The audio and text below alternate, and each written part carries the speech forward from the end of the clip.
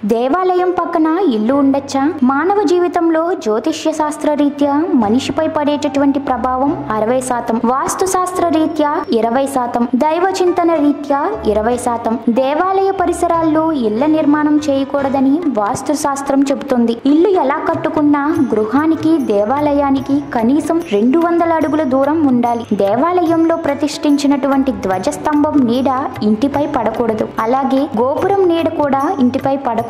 శివాలయానికి ఎదురుగా అలాగే వైష్ణవాలయానికి వెనుక ఇల్లు నిర్మాణం చేయడం అంత శుభకరం కాదని శాస్త్రం చెబుతుంది. ఎందుకు దేవాలయం పక్కన ఇల్లు ఉండకూడదంటే, నిత్యం ఆటుపోట్లతో ఉన్న వ్యక్తి మానసిక ఊరటను కలిగించుకోవడానికి, మనసంతా పరిపూర్ణంగా దైవం పట్ల లగ్నం చేసుకోవడానికి దేవాలయానికి వస్తాడు.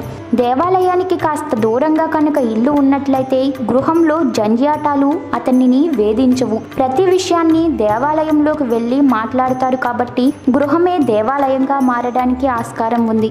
దేవాలయం పవిత్రత దేవాలయం అందే ఉంటుంది. అక్కడికి వెళ్ళేటప్పుడు దైవనామస్మరణ చేస్తూ జీవనముక్తికి మార్గాన్ని అన్వేషించడమే దేవాలయంలో దాగిన పరమార్థం. అదే దేవాలయం పక్కన ఇల్లు ఉంటే భక్తి భావన ఎక్కువగా ఉండదు. మీకు ఈ వీడియో నచ్చితే లైక్ చేయండి, షేర్ చేయండి.